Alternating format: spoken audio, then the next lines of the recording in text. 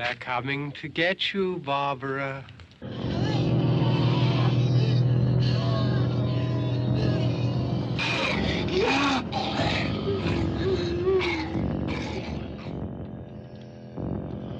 Hello, everybody, and welcome to You'll Probably Agree. Today, I have my good friend from Sinema Obscura, John Davies, on, and as Hi. part 3 of End of the World Month, we are talking about the zombie apocalypse, the most popular euphemism when it comes to the coronavirus. And when it comes to those movies, you can't talk about zombie apocalypse films without starting with the granddaddy of all zombie apocalypse films, Night of the Living Dead. And then after Night of the Living Dead, we will talk about the film that sort of revitalizes genre 28 days later. So, starting with the Night of the Living Dead, I know you just watched it this morning. What are your thoughts on that movie? How long has it been since you've last seen it? Hi, Mike. How you doing? Good. I don't know. I'm a big fan of it. You know, it's just a classic. The way that it was put together, you know, black and white, obviously, kind of dates it as if you will. But dude, that's a fun movie. I almost swore right there. Sorry. You can swear all you fucking want. Oh, sweet, nice. Yeah. Well, now I know, and I'll let the f bombs flow. Yeah. No, we run an uncensored operation here. Yeah. Uh it's funny with the black and white with that movie because I thought the black and white kind of added sort of this low budget gritty realism to the movie that sort of made it look quite believable for its time, more so than like a lot of the Dead sequels, you know. Yeah. Like if you look at something like Dawn of the Dead or Day of the Dead, they kind of come off like these funny parodies, and they work in their own way. You know, Dawn of the Dead might be just as good as Night of the Living Dead, just in a completely different way, where it's sort of a whimsical statement on consumerism and how Americans are just obsessed with buying everything. Where Night of the Living Dead, that was a movie where the real monster wasn't necessarily the zombies in that film, but people, Yeah. because once all the stakes were down, everyone really turned on each other. Uh, Cooper. yeah. Oh God. Such a jerk, dude. He's such a jerk. Oh yeah. Of course, you have the bald asshole in that movie. You always sorry. My apology to bald people. You're not assholes. But that guy in the movie was. Hmm. uh, but no, I mean, yeah, I mean that movie sort of set up the precedent for sort of like all of the uh stock characters, all the stock settings. Yeah, We all the have, scenarios, all the scenes, like it's been repeated over and over and over so much that you know you go back and watch the original and you're just like, man, to be in that era, sitting in the theater watching this movie at that time had to be mind blowing, dude. Seriously, it's nothing like this was out there. Now it's just, you know what I'm saying? It's just been like rehashed so much yeah, that it's, you know, it's just ridiculous. But at the time, it's just such a weird concept, you know. And then they throw like space in there, you know. They're like, oh, you know, it's like radiation. It's weird. It's like, what the hell? Zombies from space, and like it's controlling their brains, and like it's barely explained, but it's barely explained over and over again, you know, which is awesome. yeah.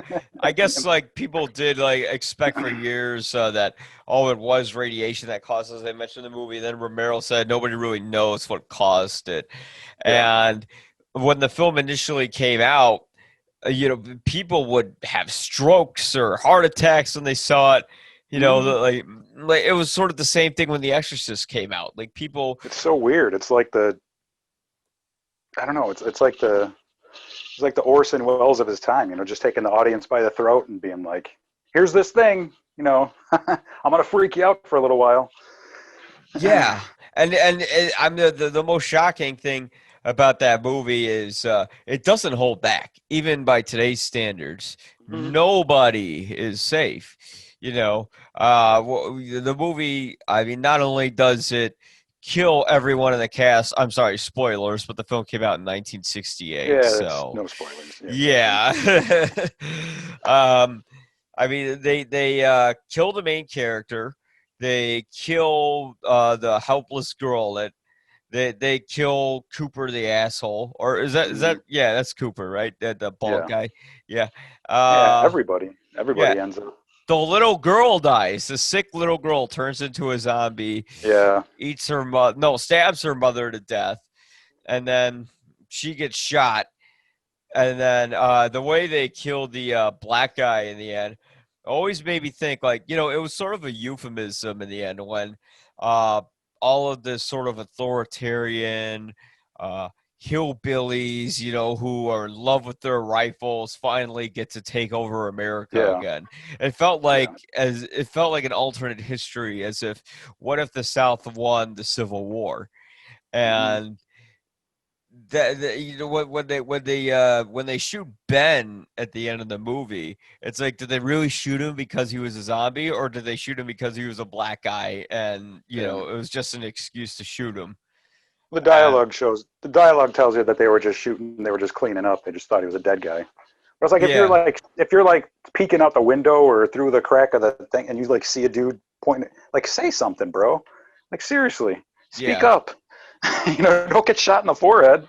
He's yeah. like, He hey, should have said I'm something. cool. The zombies aren't going to say, hey, yo, I'm cool. They're not going to say that. Yeah, Maybe you don't get shot in the head if you're, that's one of the weird things, one of the few weird things that I come around. It's like, why didn't he just like, but then, it is like on the same instant, it's like where it's 2020. So like we have these get out moments in these old movies. yeah. So it's like, oh shit, what's going to happen? So a gang of white people finds this black dude, in this house surrounded by other dead white people. What are they going to do? Of course. But, the dialogue kind of covers up for that a little bit.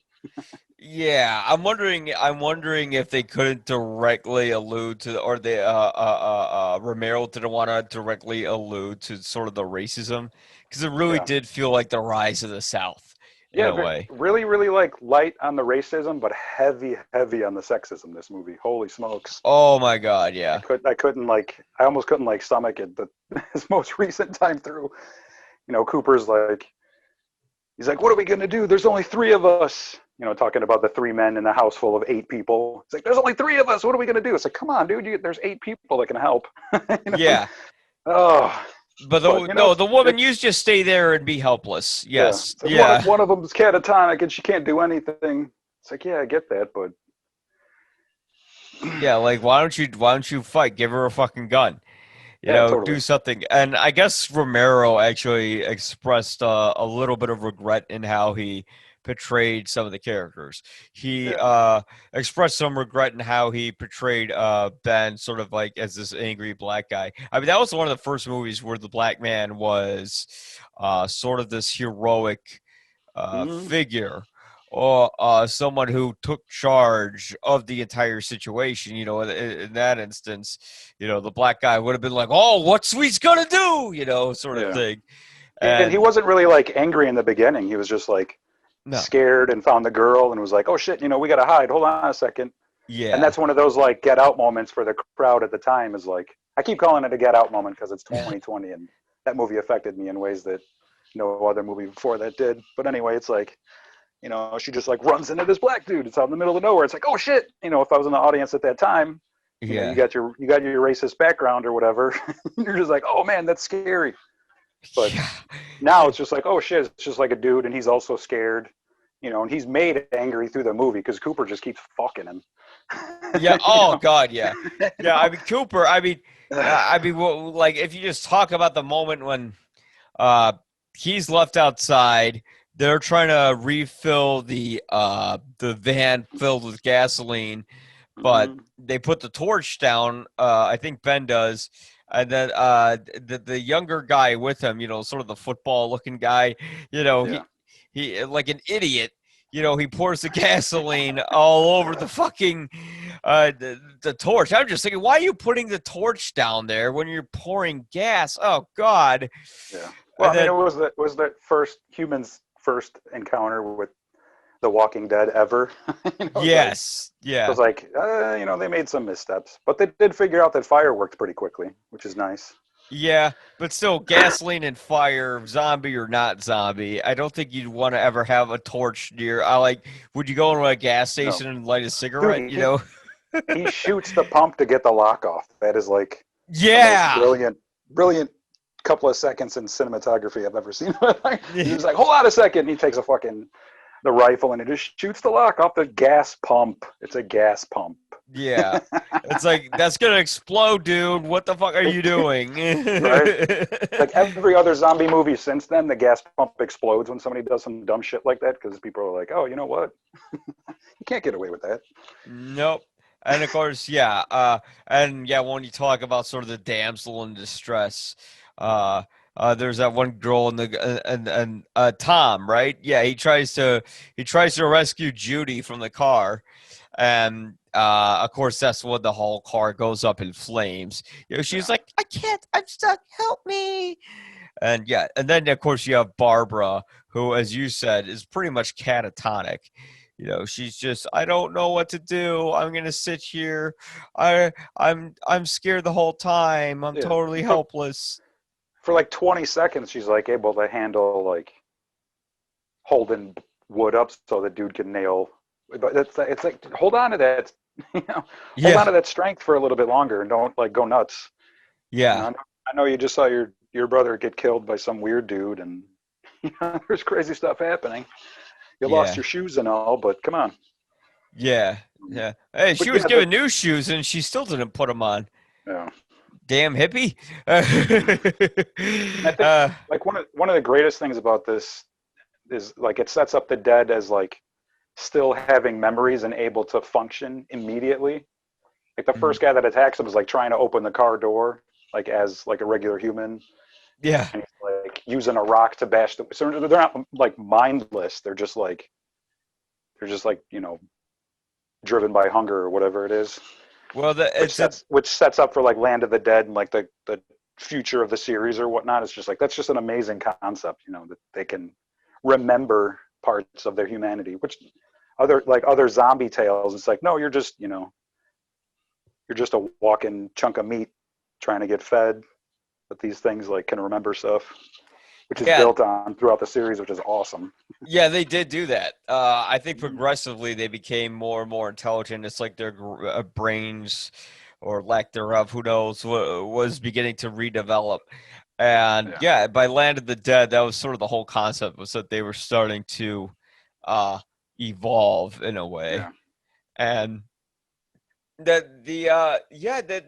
I did kind of think that when I rewatched this movie, like there's some facial expressions, especially from the first guy, where it's like, no, there's still a little bit of panic in their face. There's a little bit of recognition when you look into their eyes. Yeah. Yeah. It's not like the Walking Dead or 28 Weeks Later that we're going to be talking about later, where it's just like the person that is gone. Like there's like a hint that like there might be somebody in there with these movies. I mean, they're still like ravenous creatures that want to tear you apart and eat you, but it's still like, it's like they have memories, maybe we can save them, which was worked on in the following movies, which is amazing that they did all that. Just a lot of crazy ass concepts for the time. That's like, watching it now, it's kind of mind-blowing, honestly. Like, I come up with this. Oh yeah, I heard that from my research initially, Judith O'Dea, who was going to play Barbara, her character was originally supposed to be a strong, independent woman, and then she was sort of made this catatonic, helpless thing later on. And then I guess it was specifically sort of like the moment where we're highlighting that Ben was a little too angry is like when he slapped Barbara to, kind of knock some sense into her when she was kind of losing her mind. And I guess because of that, the racism was it still runs rampant today, but I guess it was even more open in the 60s than it is now, shockingly enough. And because he was kind of like this angry character, Dwayne Jones, I hope I'm pronouncing that correctly, he he experienced sort of this insurmountable amount of racism after this movie. I couldn't imagine. Yeah, that he couldn't shake. Whenever Romero had to talk about him, he would kind of like break up in tears, and it would be difficult for him to reminisce about the guy. I gotta see. Oh, Roma. Oh, Yikes. I'm infected. No. Cut. Yeah. But essentially, he would experience all these sort of horrible things, and that was kind of reflective of what society was like and what Romero was saying in that movie. In a lot of ways, he was so ahead of his time. But yeah, every single plot element is repeated today. You have everyone stuck in one place. They're trying to figure out a way to get out. They're you have every character. You have the scared woman. You have the racist, mean, old asshole, which is Harry Cooper. You have the sick little kid. You have sort of like the girlfriend and the boyfriend pair who want to get together and they don't know. I like a lot of this stuff was really specifically kind of mixed the overly together. masculine asshole that won't listen to anything. Yeah. Even though his wife and everybody around him is making perfect sense. Yeah. He just I just want to stay in the basement because it's safe. And dude, you're an idiot. Yeah. Should have shot you immediately. Which now that we've seen all these movies, and if we ever get into that situation, Mike, don't start questioning shit right off the bat. Just be cool, or you're gonna get shot immediately. I'm not fucking around. You know what? I've learned that when it comes to the zombie apocalypse, myself, I thought I'd always be like the first person to die. Now with this whole coronavirus thing going on, I realized like I'm actually being careful, thinking about everything that I'm doing, and I'm looking around, and I think all of us are. We're kind of seeing all the people who would be dumb and who would die right away. Pretty much, yeah. Yeah. Like and you're seeing like all the scenes in all those movies, like The Stand or whatever. Like you see the churches and like the government buildings, like full of people, but they're full of corpses. It's like that's cool. You go ahead and congregate, get together and die together. That's cool. Yeah. those of us, the wanderers, the nomads, those of us that are left behind are going to be avoiding those areas. Let me tell you. Mm-hmm. Well, it was like there was this great thing that you put on your Sinema Obscura show that I saw on Facebook that you put on where everyone's in a beach and you're playing this scary music and then you cut to death. It's like those are the people who are going to go immediately. Like I'll still go in public areas, but I keep my distance from people. I put on my mask. I walk 6 feet apart. Although I have people who will walk directly towards me, I'm like, no. I've had to tell people like, keep your distance from me. Yeah. And I've had people be like, I'm not gonna get you sick. I'm like, yeah, that's what they all say in the movies, and then they do. Mm-hmm. But one thing that was really heartbreaking in that movie was Cooper was right about everyone being safe in the cellar. You would have been safe for a short amount of time. They did survive though in the end. They should have been like smarter about the truck and not set the truck on fire. That would have been a sweet. Like that would have been a sweet move. Yeah. Note to self: when in a zombie apocalypse, don't set the truck on fire. That's going to get you away from it. It's like, come on, you guys. Now, was that Tom who did that? Was he the one who? No, they were both responsible because Ben he shot the lock on it, and Tom he poured the gasoline on the torch while it was going, and then Ben had to tell Tom, "Watch out for the torch." Yeah. And then watch out for the torch that I put down right next to the gas pump. Yeah. Come on, dude. God. Help us out. Help us care about you just a little bit more. So when he gets shot at the end, you're like, you know what? You're kind of a dumbass sometimes. Yeah. You made it. You made it for an hour and a half. Good job. He did make it at the end. That was something opposite that a lot of horror movies do. Every horror movie, the black guy dies in the beginning. Here, the black guy died in the end. Yeah. But Yeah, like every situation has been replicated from Night of the Living Dead, which is insane. You would think even today like they would come up with something else, something different, but they didn't.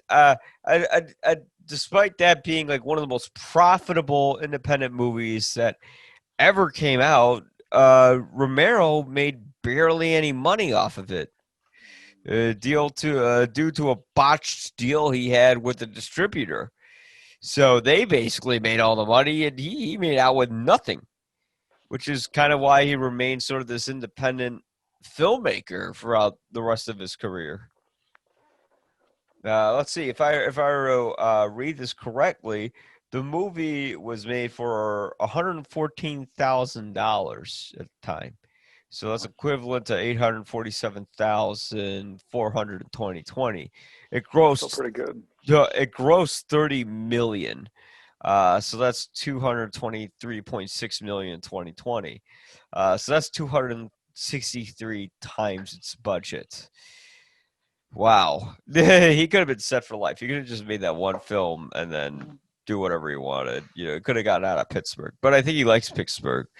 Uh, I think he but likes making movies and making movies the way that he wanted to. he did. Yeah. Yeah. Uh, I guess the character of Ben was originally supposed to be a crude, resourceful truck driver.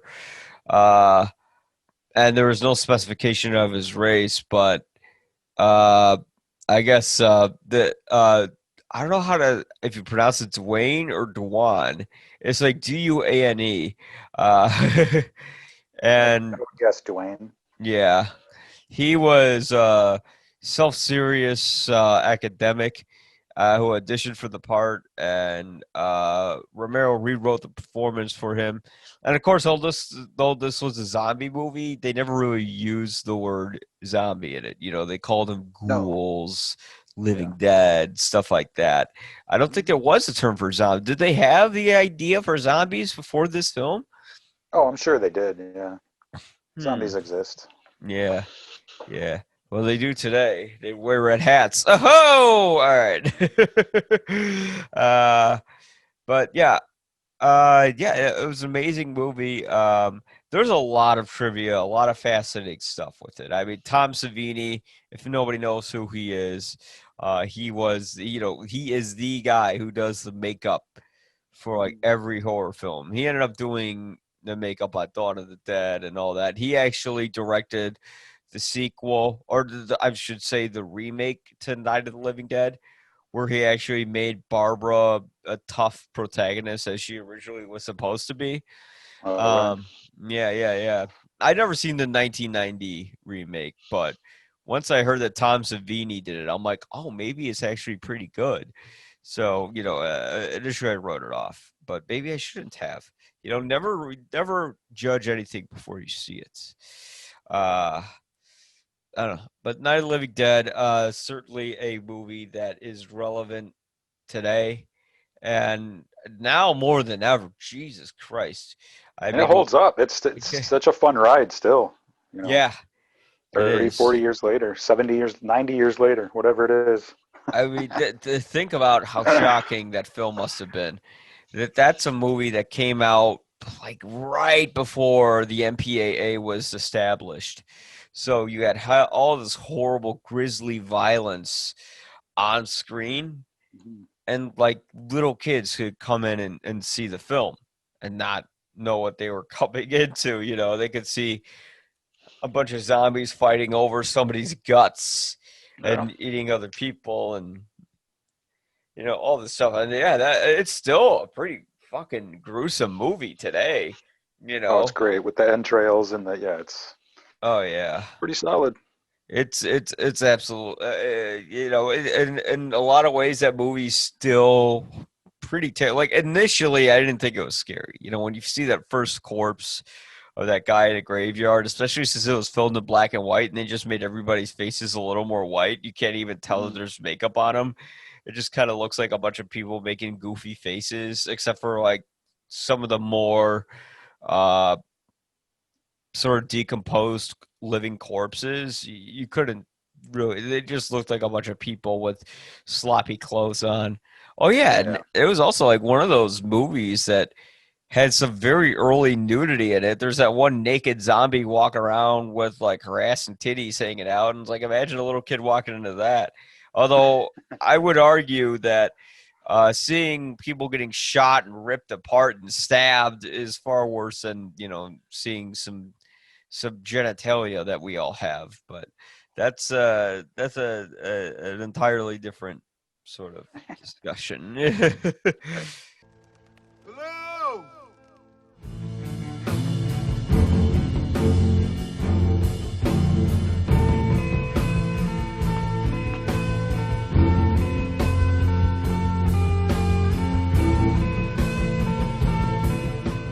But then when we move on from Night of the Living Dead, we got sort of 28 Days Later, which was this movie that it was wildly popular when it came out.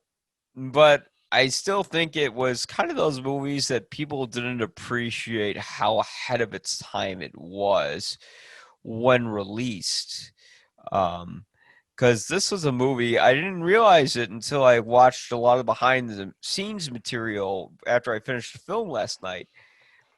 This movie was based on the potential risk of infectious diseases coming out, of potential pandemics, and everybody in the behind the scenes video on the DVD were saying that uh, a pandemic was on the way and we weren't prepared and it's going to come.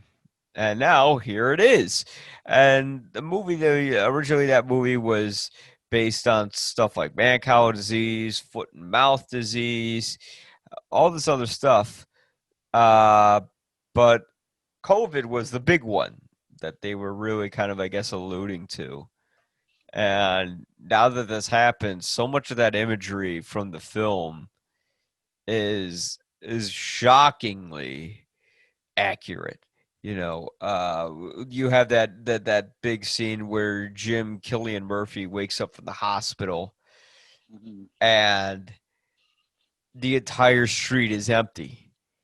And I remember immediately when COVID started, I was just thinking of that opening scene in 28 Days Later when I saw all those empty streets in the middle of London and Manchester. Manchester. I don't know what the fuck I'm saying. In the middle of London, and there was no people around. And I'm just thinking, God, this is just like 28 Days Later. And of course, that movie came out in 2002, and there was that big billboard in that large sequence where you see all the people's uh, uh, pictures saying this person's missing. I don't know where this is. I don't know where that person is. And they zoom in on the little boy in the end. And Danny Boyle, when they filmed that was before 9/11, and they didn't know. He said he would have changed the way he shot it, post 9/11. If he knew it was going to be so reminiscent. But a lot of his photography or his imagery from those from that film were based on war photographs that he saw, uh, of people being piled up in corpses, and photographs he saw from people dying from massive pandemics and things of that nature. So it was all based on things that were already happening in the world. And this movie really kind of modernized what, if Night of the Living Dead kind of was symbolically what it would look like if we had a zombie apocalypse. 28 Days Later was realistically what would that look like, Mhm. and how on the money that movie is pretty chilling. Well, what were your thoughts on it? Oh man, it was. I mean, like you said earlier in the beginning of the show, it definitely reinvigorated the quote unquote zombie era. There wasn't Yeah. really anything like this, Walking Dead wise, anything like that Hmm. before this came out. So Yeah. bringing life back to that era. But yeah, I mean, the performances were amazing. The use of like music in that movie was like astonishing. Honestly, it just like drew you in and like freaked you out. all at the same time. Yeah. It's great. John Murphy's score, sort of coupled with uh, uh, Danny Boyle's visceral style, it Mm, really kind of he has this sort of uh, independent, in your face sort of energy to his films. You kind of feel like you're going into an indie concert a little bit. you know I mean, right. his last movie was about what would happen if the Beatles didn't exist and some guy like got all of their music and created it himself. This is kind of a guy who likes to party and is kind of a free spirit, and you certainly see that. One way 28 Days Later vastly differs from Night of the Living Dead is Night of the Living Dead is very much like a nihilistic type of picture. You see the worst in humanity and how we all fail and how we die. Where 28 Days Later is it's a much more optimistic, hopeful sort of ending. You like, oh, despite all the sort of atrocities that humanity created by creating this rage virus, by having this military base that essentially tried to lure women in to repopulate the earth. Mm, You still had the unit of family in that picture. You still had Jim, Selena, and Hannah working together as a family, and of course Frank as well.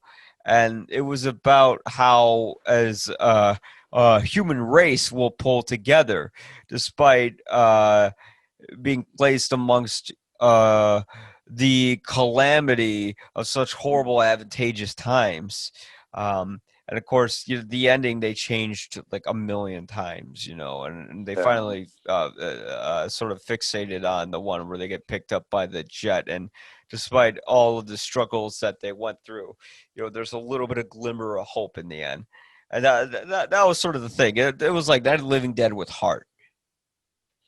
Yeah, it was. I mean, it was everything you're saying, but like when they do meet up with the army dudes, Mm-hmm. that whole scene, that whole sequence, that 30-35 minutes or whatever that is just heart wrenching, dude. Seriously, Yeah. once the shit hits the fan with that sequence, it's just unreal. And oh my goodness, Eccleston is so good. He's such an Seriously, overlooked actor too, or yeah. like he's apparently incredibly popular in the UK, I think. And he Hmm. was the first Doctor Who. But yeah, he's sort of a chameleon. He was also in the Leftovers, and he's totally different. Like, you can't, like, aside from his physical appearance, he's never the same in a role. He seems to Hmm. be totally different. Uh, and yeah, his character, Major Henry West, he's very alluring. He brings you into what he wants to do. He wants to help you out. He wants to find a cure to infection. And where you kind of have everyone else in this military base who are sort of just like a bunch of these dumb meatheads, who are hopped up on testosterone. You sort of have you have Eccleston's character who sort of brings calm to the situation amongst everybody. I mean, he tried to. Yeah, he tried, Tried. uh, but he still had monstrous intentions, which Yeah. you know he promised them women, Yeah. and It was just horrible. That whole scene was just horrible, horrible, horrible. Seriously. yeah, It's. and I mean, it's hard to talk about and hard to think about. yeah, yeah, You know, yeah. I but it mean, is. and he kind of had this horror in a way, like, I don't know, there's this horrible thought in my head where it's like, was he a little right? Did we need to repopulate the earth? Not in terms of like all the soldiers going around and you know raping Selena, but like, what if Killian Murphy's character Jim and Naomi Harris's character Selena actually fell in love and had a child? Then that child had a child. They could repopulate the earth, but uh, Major West's uh, version of having it was completely wrong. by having basically an enormous gangbang, on Selena and Hannah, who's just this little girl, is disgusting. Like I understand what his intentions were, but the methods were immoral to say the least. Uh, the but it's funny when that movie. I was reading Roger Ebert's review to it, and he initially, well, not initially. I don't think he changed his mind on it. He thought the whole third act of the military base was the weakest part, and honestly, to me, when I first saw the movie, for a long time, I thought that was the weakest act. Mm. Now as time has gone on, I think that's the strongest act because that is sort of uh, just like Night of the Living Dead. That's the rise of authoritarianism. It's all the guys with the rifles who are hopped up on testosterone who are Yeah. going to Well, be. that and it kind of like it just like slaps you in the face with like a little dose of reality. Like they were kind of having fun. Yeah. The end of the world is like a blast for a little while. They're just eating too much sugar and not being able to handle it and doing whatever they want, and then oh shit, they run into humanity, which is still fucking monstrous, and it is Yes. horrible for them, and they fight their way through it. They literally have to kill the only humans that were there to quote unquote could have saved them, if they weren't complete dicks about it. But it's like, fuck, dude, like there's absolutely nothing that you can do. Like the shittiness of humanity is going to be here no matter what. Pandemic, Mm-hmm. This bullshit, whatever. Yeah. No matter, it's like you're always going to have your good people and your bad people. And right now we're seeing the bad people win. Everyone's ulterior motives are taking hold of what's actually going to benefit the greater good. And all of these movies that they all happen because nobody listens to science. If you look at the beginning of 28 Days Later, you had these animal rights activists who wanted to free these monkeys because they thought they were doing the right thing, and you had this doctor there who's telling them, "Don't release that monkey. He's been infected with this horrible disease, and it's going to spread." But they didn't care. They wanted to get the monkey out. They were being selfish. They were trying to show how they were morally above everyone, and it bit them in the ass, literally and figuratively, and then doomed the whole world. And it's like that's what happens when you don't listen to scientists. Pretty And much. yeah, that's what happened there. Uh, I mean, and think about the imagery. What do you think of the imagery of that film? Oh, I mean, you were just touching on it earlier with the empty streets Yeah. and whatnot. For them to actually be able to do that, talk London into, clearing the streets. That had to be, quite the phone call that wasn't CGI. They were actually able to figure that out. It really, well, the advantage to that was that this was like one of the very first films to be shot entirely digitally. Yeah. And the digital canvas really worked. And so I mean now digital is the new standard instead of film.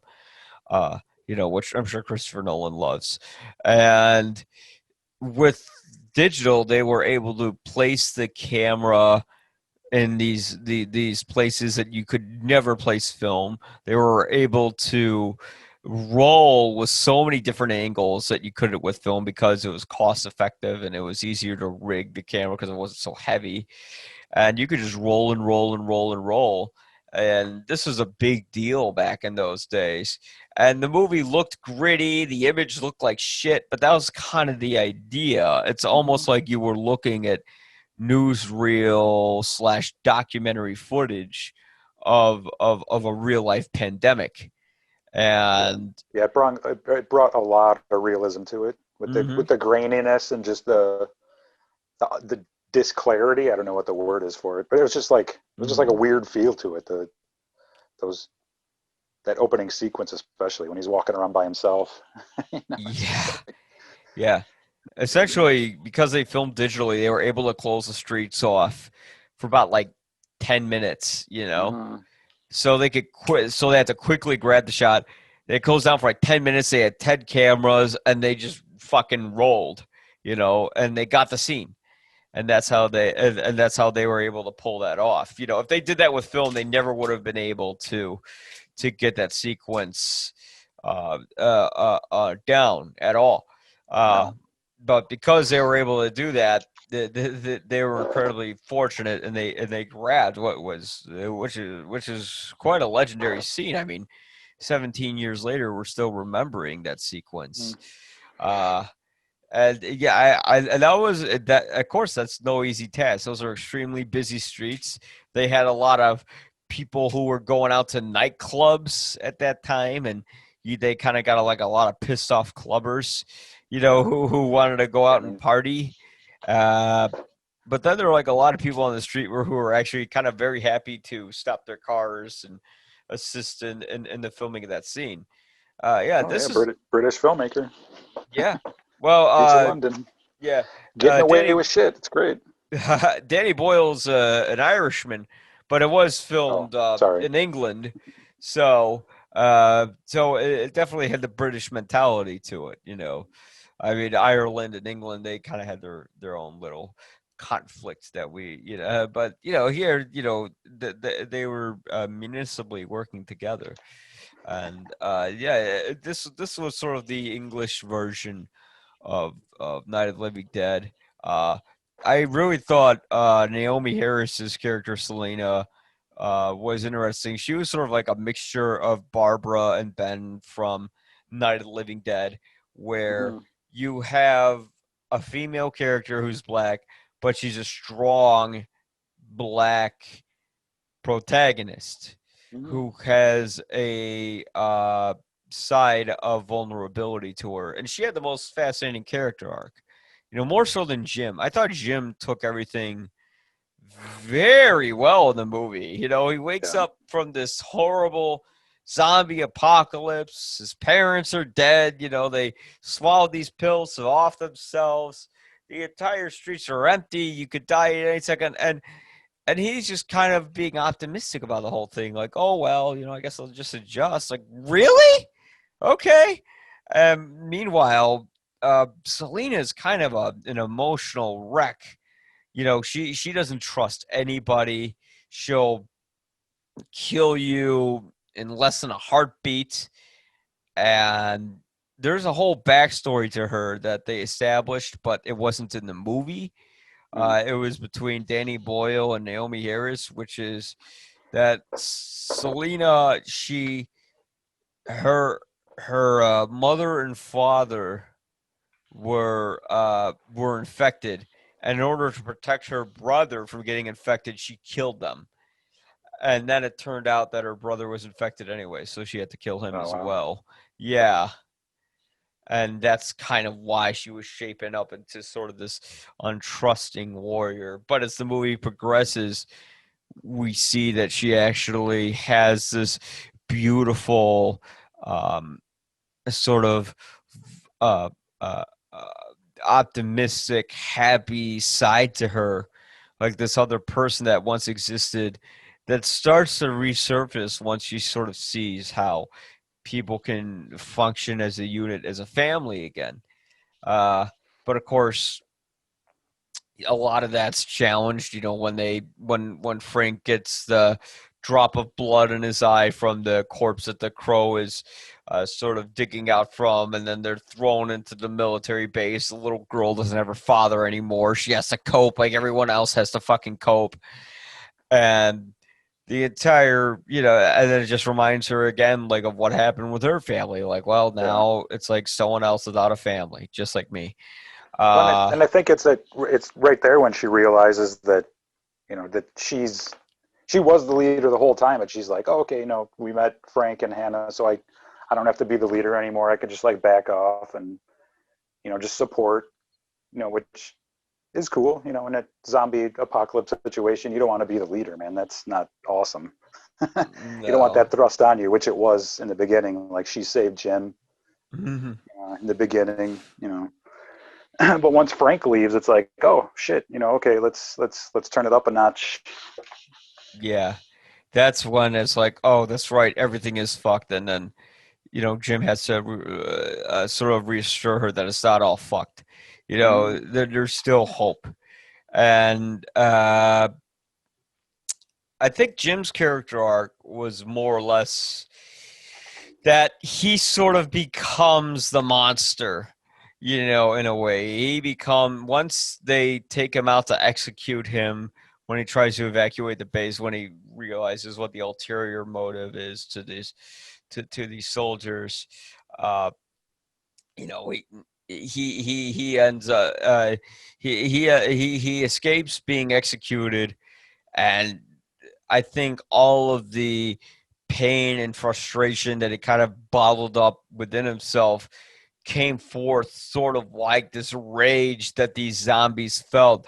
And he became like this badass one-man army and just slaughtered the shit out of all of those soldiers. Like, he became fucking John Rambo instantly. Like, he's running around with a crowbar and smashing one guy's skull in, he's eye gouging the other guy. And when he approaches Hannah to kiss her or embrace her, he kind of has this moment like, if she does kill me, I'm okay with that, because I kind of became this horrible being that we're all trying to kill, so maybe I deserve to die. And it's just this little second of it. It's a little hint. Well, he literally had to become the rage that like everybody was fighting in order to get through this one situation where these guys were being assholes. So he's just like, I'm just gonna morph into this fucking animal and destroy everybody. And then she's like seconds away from murdering him. Yeah. And just like, the look in, the back and forth look in their eyes is just like, I don't know what happens in those 2 seconds, but she's like, okay, I'm not going to kill you. Let's, can you come back from this? Yeah. Like, let's make out with blood all over us. It's like, I'm cool. It's cool. I'm here. Yeah. Let's make that. And how do you, that he's got blood all over him and he still doesn't get infected, but. Yeah. Anyway. That's what I was wondering. I'm like, they're smearing it in each other's mouths. Well, I guess it was non-infected blood. I guess. But still, like, couldn't you just wipe the schmutz off before, slobbering all over her? Oh, God. And making, like, we haven't said it yet, making the zombies or the rage infected, making them super fast. That had never happened before this movie. Like, we didn't touch on that yet. Yes. That was just like an amazing, like, touch or whatever you want to call it, to whoever figured that out. It's like, let's just make them run really fast straight at people. Yeah. Like, oh shit, that's terrifying. It's like, not only are they dead and they want to rip you to shreds, but they're faster than you and stronger and much stronger. Yeah. It's kind of like, it's like literally fueled by rage. It's like, what the hell, man? Who came up with this idea? Thank you so much. Yeah, right. I think it was they came up with the concept of rage, sort of based on it's a lot like Night of the Living Dead, where humanity's worst instincts all kind of come and collide into itself, and it becomes part of this infectious disease. So like all the, like when you think about anyone who makes you mad, anytime you just want to kill someone, it's like all that, you just let it out. All that suppressed anger is released.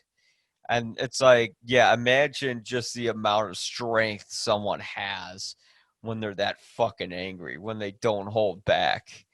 It's like that moment in any movie where the jock makes fun of the weak little nerd, and then the weak little nerd fights back and beats the fuck out of the jock. It's a lot like that.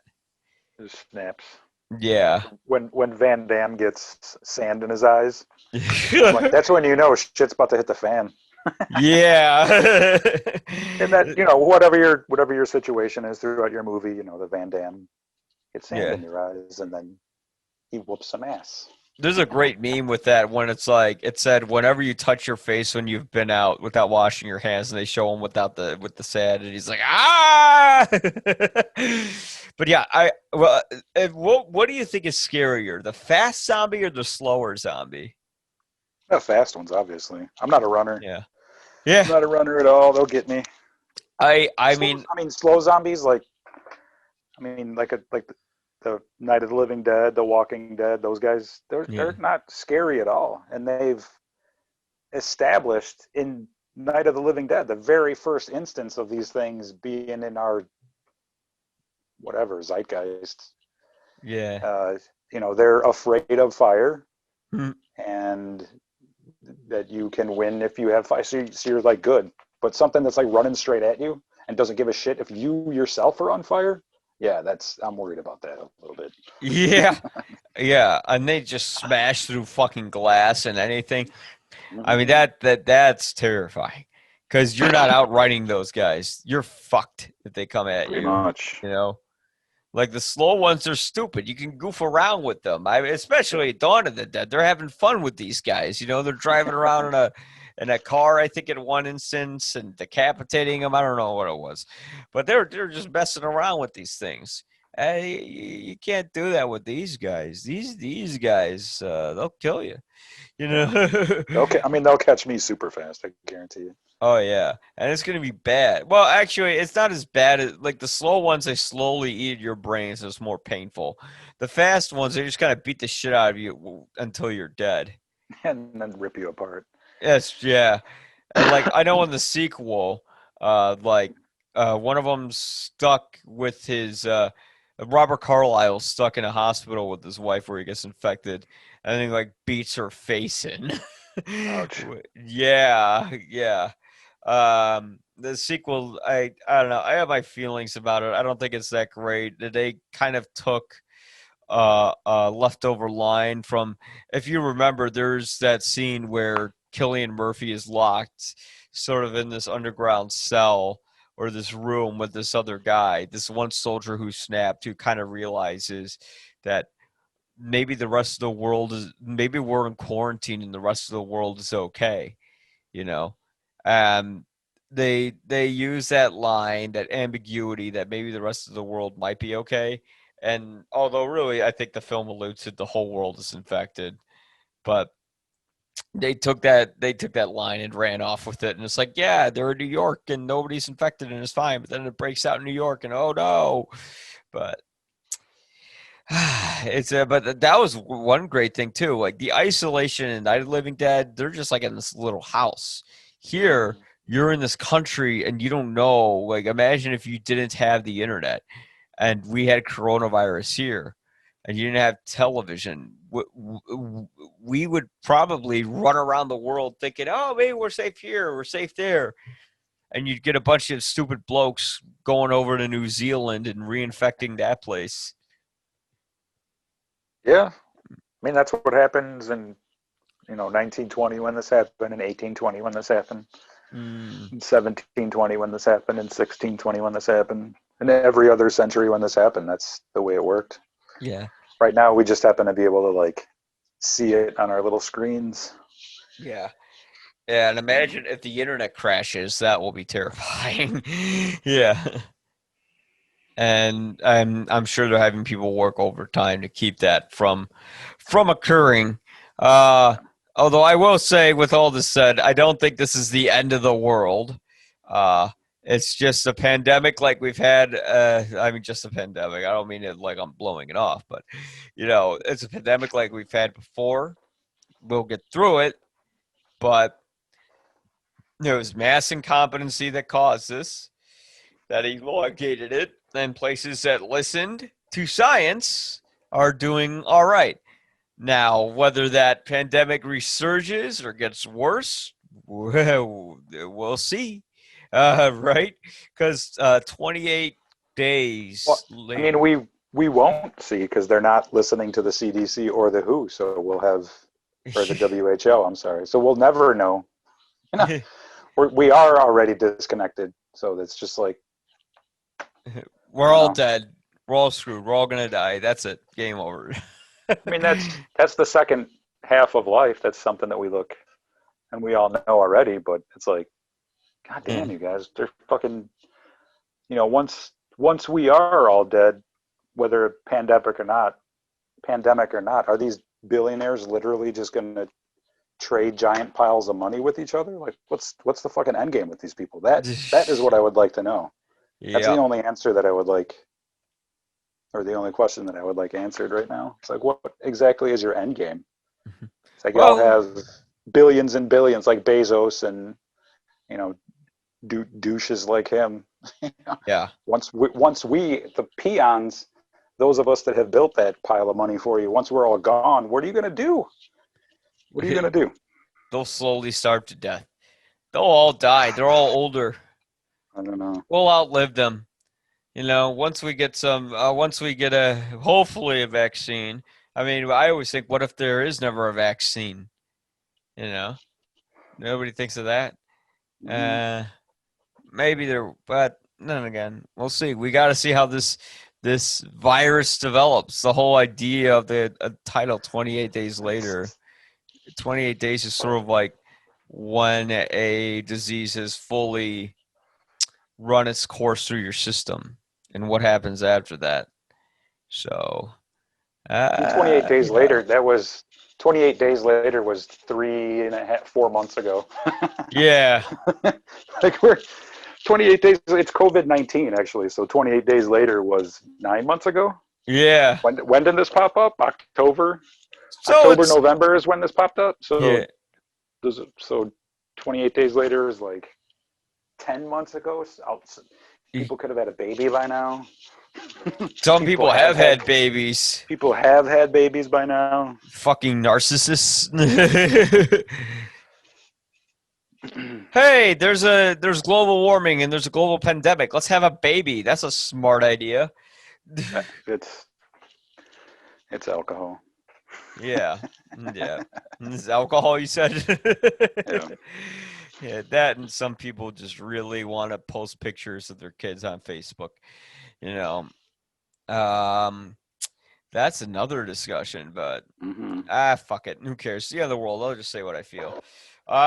Elect competent leaders who actually built a CDC office and don't collapse it again. Okay? Now your life actually does depend on it this year because we're going to die. Like, do you want to get this shit under control, or do you want to run around with your fucking MAGA hats and go on beaches? All right? Get your shit together. So that's my 2 cents on that. But having said that, yeah, these are movies that are. I could have chosen a bunch of other zombie films, but I just think, like, really, in terms of zombie movies, it's these two that are the defining ones. Outside of that, you know, you got Dawn of the Dead, which is great, and then I think the Dead series just kind of goes on autopilot after that one. I think Romero. The Return of the Living Dead series are pretty good. The first two movies, they're pretty much just giving you the same movie back, like 2 different versions of the exact same movie, which is amazing. Yeah. Starring the exact same 2 dudes, which is also amazing. Oh my god. The 2 custodian workers, it's the same dudes in both movies, and it's pretty much the same movie over and over again, but it's fucking fantastic. And well, I'd have to check that out. Yeah. Return of the Living Dead. It's a fantastic series. It's fun stuff. Get that screwdriver out of my head. So it sounds like a comedic series. Yeah. It is. It's more goofy. Yeah. It's definitely more goofy. Well, having said that, thank you for coming on. You can find John Davies at Sinema Obscura. That's cinema spelled with an S. All right. Sinema Obscura, Obscura. And that's on Instagram, on social media. Instagram, Twitter, Sinema Obscura. Is that right? Instagram, Facebook. We have a television show right now here on Chicago's very own Can TV, which is public access. Yeah. We did do live events for quite a while, but we're not doing live events, obviously, for, I don't know, probably never again. But yeah, You'll Sinema have them Obscura. again. Don't worry.